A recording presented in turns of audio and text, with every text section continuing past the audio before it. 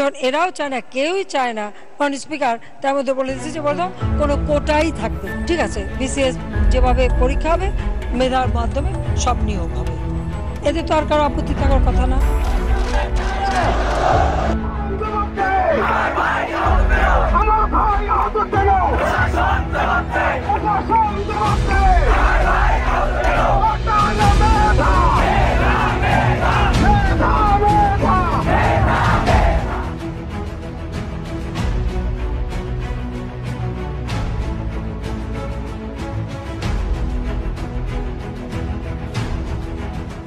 আমরা সংস্কার আমরা করব, আমি তো বললাম টোটাল বাদ দিতে, এখন হাইকোর্টের রায় আছে, তো এটা আমি হাইকোর্টের রায় অবমাননা করে তখন তো আমি আবার কন্টেম্প অফ কোর্টে পড়ে যাব, এটা তো কেউই করতে পারবে না। কিন্তু আমরা তো ক্যাবিনেট সেক্রেটারিকে দিয়ে একটা কমিটিও করে দিয়েছি।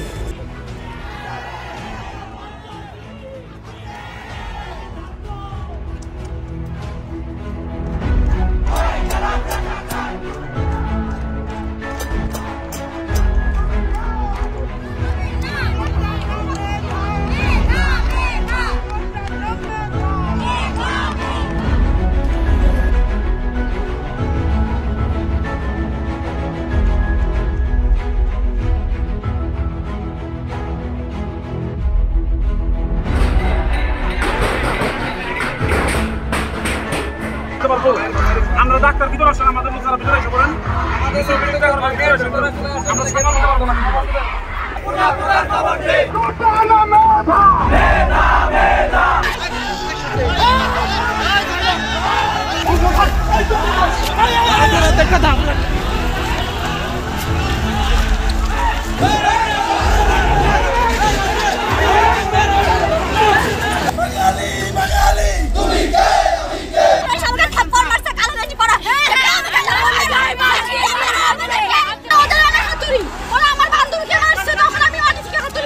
আমাদের বোনের উপর অত্যাচার করেছে, আমাদের বোন দুইজন অসুস্থ হয়ে গেছে। আমরা এ ধরনের আশা করে জাহাঙ্গীরনগর শিক্ষার্থী হিসেবে কাম্য করি নাই।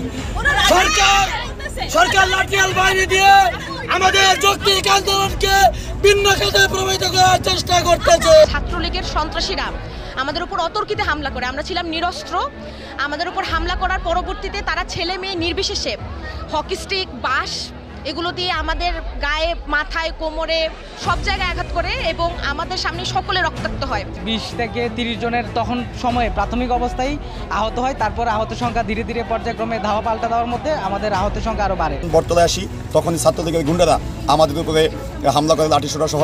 আপনারা দেখতে পাচ্ছেন ওখানে আমাদের অনেক বোনরা আহত হয়েছে, আমরা অনেকে আহত হয়েছি। তারা আমাদেরকে হত্যা করার উদ্দেশ্যেই শুধু পরিকল্পিতভাবে আমাদেরকে হামলা চালায় এবং আমাদের অনেক বোন, আমাদের সহযোদ্ধা ভাই বোন আহত হয়েছে। আমরা তীব্র নিন্দা প্রতিবাদ জানাচ্ছি। আমরা অতি শীঘ্রই প্রশাসনের কাছে বিচার চাই। আমাদের যৌক্তিক এবং ন্যায্য আন্দোলনে তারা কেন হামলা করলো, এই সন্ত্রাসী কর্মকাণ্ডের আমরা তীব্র প্রতিবাদ জানাচ্ছি এবং এর বিচার চাই। এই যে হত্যা চেষ্টা, এর বিচার করতে হবে, এই স্বাধীন বাংলার বুকে করতে হবে।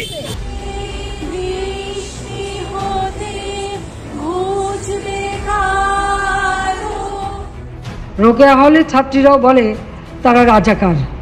তারা কি জানে 71 সালে 25শে মার্চ কি ঘটেছিল? সেখানে 300 মেয়েকে হত্যা করেছিল, 40 জন মেয়েকে রেপ করেছিল এবং এদের ধরে নিয়ে পাকিস্তানি ক্যাম্পে নিয়ে গিয়েছিল।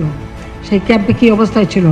অনেক মেয়ে শাড়ি বা ওড়না দিয়ে ফাঁসি দিয়েছিল বলে তাদের কাপড় পরতে দেওয়া হতো না, ওই একটা পেটিকোট পরিয়ে বসিয়ে রাখতো।